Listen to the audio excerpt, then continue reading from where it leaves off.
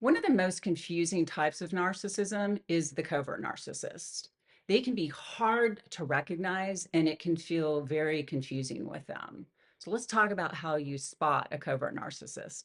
I'm Jennifer with Resilient Life Therapy. I've been a therapist for almost 30 years and I help people learn how to navigate the crazy and destructive dynamics with the narcissist.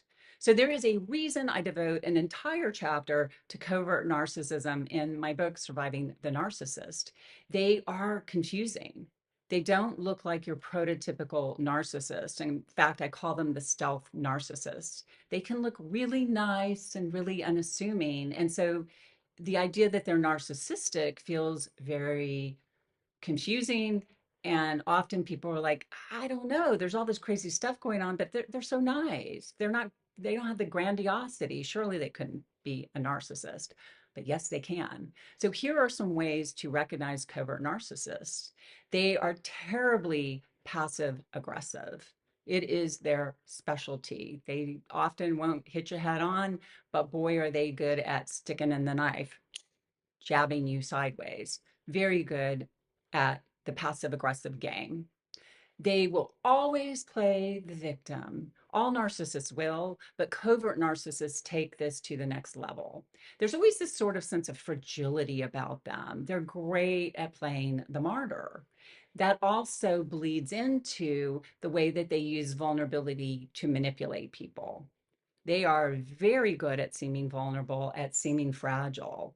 One of the things that they love to do, that they are often sick or hurt chronically. It's really weird, but they will not hesitate to use that to manipulate you. If you're going to do something they don't like, suddenly they're sick or they're hurt, and they will just turn the guilt screws on that. They are masters at using that to manipulate people. All right, the last thing I want to mention in this video is I like to call them the chronically offended. They are hypersensitive to criticism. They're hypersensitive to rejection.